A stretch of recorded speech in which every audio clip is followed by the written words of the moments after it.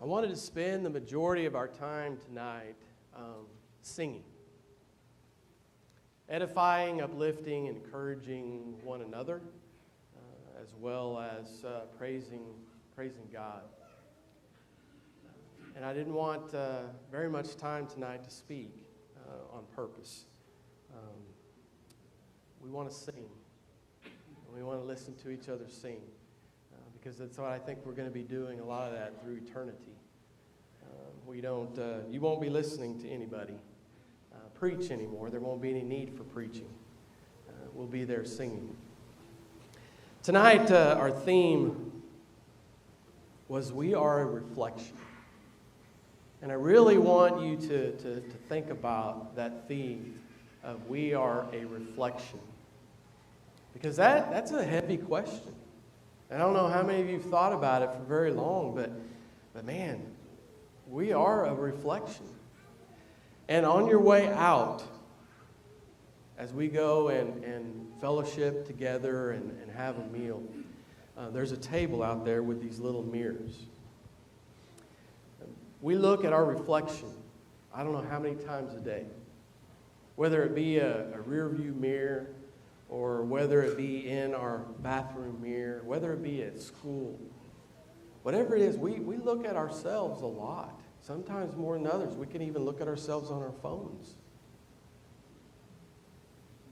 We have a reflection. And on the back of this mirror, as we keep it, and just as a reminder of your time here tonight, and just a reflection of yourself as you go throughout the day, as you go throughout the weeks and months and years ahead, that you keep this handy. Put it somewhere. Keep it somewhere where you can look at it occasionally. And on the back is a kind of a memory verse for this evening. It comes from Proverbs 27:19. And it says, the water reflects the face. You know, when we look into the water, whether it be a pond, whether it be a lake, or whatever it might be, we have that reflection of our face. Our life also is a reflection of our heart. Just like a life is a reflection of our heart, and so is that face that reflects back at us. That's our life. That's who we are. And we think about that memory verse as well. And I don't know how many of you have ever heard the phrase that someone might say to you is, what you see is what you get. You ever use that or hear that? I've never liked that phrase. Never have. Because sometimes when you look at people, what you see is not always what you get. And then I also think it lets us off as somewhat of a cop-out when we think about that, because it means that you have to settle for whatever you see in me. You have to settle for that. What you see is what you get. Sorry. That's not okay. That's not okay for us as Christians striving to live as God would have us to live, as an example of Jesus. What do people see when they see you? What do they get? You might be one that says, well, it doesn't matter. What they see is what they get.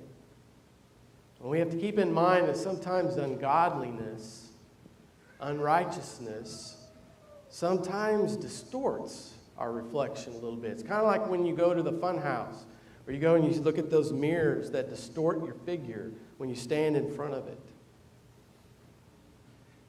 It distorts it and destroys our true reflection of what we need to be. And it's interesting, I kind of had some fun with this lesson because I thought that, there's a lot of situations and instances where we've, you talk about seeing your reflection in a mirror. And so I pulled just some images from some animated movies from Disney. And I want to show some of those. Sometimes our reflection is not maybe what we want it to be. Next one. Maybe we are something, but yet our reflection shows something else. Maybe our reflection shows what we truly are. Next one. Maybe our reflection kind of frightens us a little bit. Maybe we looked at it and we're like, wow, I didn't know I looked like that. I didn't know. Is that really me? You know, we were talking the other day that, you know, sometimes we feel old. And we have a true reflection of that. And sometimes we feel young. We feel like, man, we could just do anything. I could do anything. And then I look in the mirror and I'm like, is that really me? Next one. Sometimes we think we look better than we really are. And I'm better I'm more handsome than I thought I was. Looking good. I get a little pride. Okay?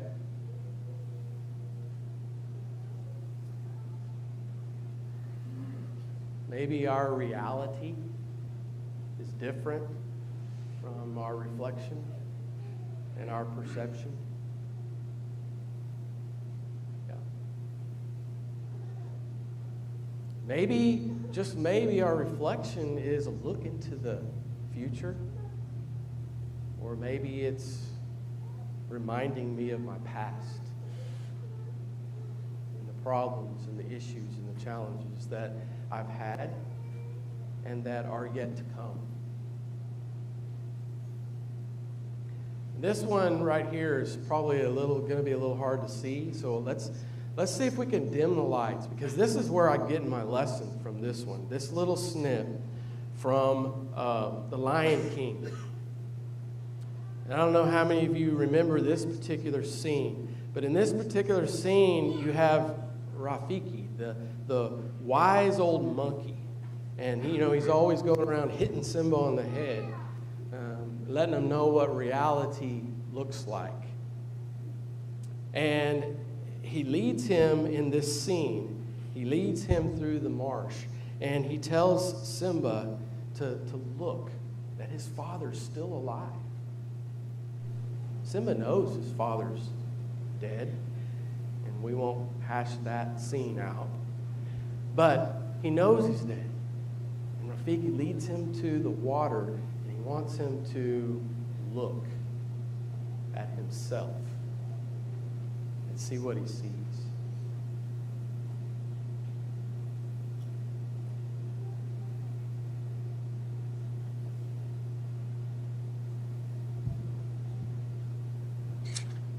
Look out there.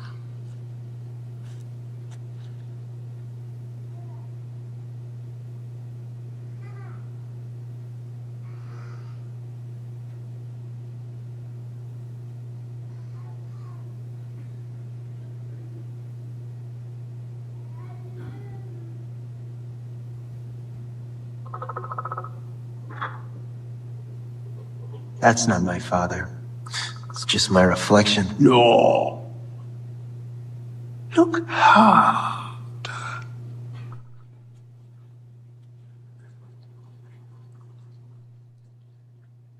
You see, he lives in you.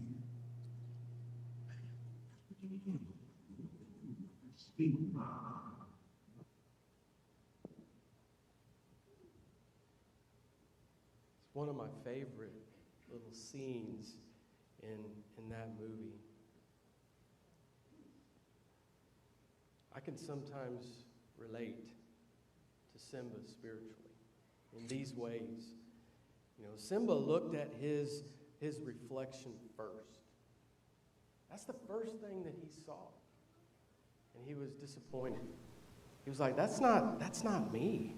That's not who I am. And as our memory verse says, the water reflects the face, but one's life reflects the heart. He saw himself and all of his insecurities, and he saw his embarrassing past, and he saw his incapable ways, his fears. Simba forgot what his father looked like. Oh, may that never be the case for us. May we never forget what our Father looks like. Don't drift so far away to the point that we can't remember anymore. James 4 in the first part of verse 8 says, draw near to God. Draw near to Him so that He'll draw near to you, so that we won't forget. It's that simple. Keep close. Draw near. It's not something overly complicated. Our reading, just like in James chapter 1, and those two verses in 23 and 24, anyone who listens to the word but does not do what it says is just like us. Someone that might look at their face in the mirror and after looking forgets who he is. Simba didn't truly realize who he was and who he stood for. He had been away from the Pride Land for so long. He'd been away from his family for so long that he forgot who he was and he forgot his purpose. He forgot his roots. Romans 12, first two verses. We are a living sacrifice, holy, pleasing to God. We cannot conform to this world, but we have to be transformed and changed by the renewing of our minds so that we can know God's will for us. We have to realize who we are. And not only that, but we have to realize whose we are. And if you remember this scene, the rest of it, Simba's father, Mufasa, he tells Simba to look inside yourself. Look inside yourself. Self-reflection. Self-reflection is a good thing. Look inside yourself if it's necessary. 2 Corinthians 13, verse 5 says to examine yourself to see whether you're in the faith. Test yourself. Simba was getting ready to go back to the Pride Land and test himself and who he was and who he represented and what he was set out to do. Do you not realize that Christ is in you? Unless, of course, you fail the test. We are godly. And everything that is around us is ungodly. We are holy. But it doesn't take very long to understand and to realize that so much around us today is unholy. We're righteous, but so many are unrighteous. We are justified. Everything else is unjustified. And finally, Simba is reminded that who he is. Take that mirror. Anytime you look in that mirror, be reminded of who you are, who we are, who we belong to. Mufasa says that you're my child. That's what God's telling us tonight is you are my children. You belong to me.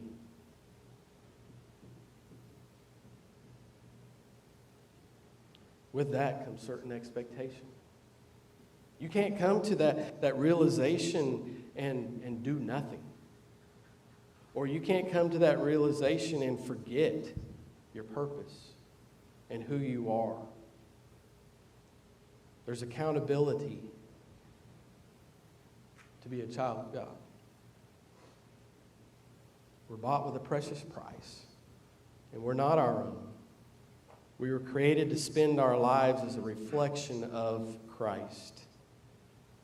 And our reflection on someone else The reflection that we have on someone else may be the only thing that they see of God. You ever thought of that? When you look at your reflection, that may be the only thing that someone sees of God, knows of God, is what you do, what you say, where you go, who you're with, activities that you participate in. 1 Corinthians 6, 19-20. Do you not know that your bodies are temples? You're not your own. You're bought with a price. Therefore, honor God with your bodies. Ephesians 5, verse 1. Be imitators. Follow his example. As dearly loved children, walk in the way of love. What does your reflection show tonight? Truly, truly ask yourself that. And not just once, but often. And maybe you might have to look harder to see who you really are. And if a change needs to be made, then make it. If you need to keep on keeping on and being persistent, then do that. But look and see who we are and remember whose we are.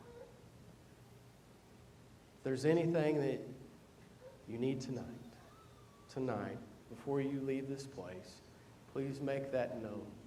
And I know as we sing this final song is an opportunity, a time where we'll have elders on either side that would be happy to talk to you, happy to pray for you, happy to love on you a little bit.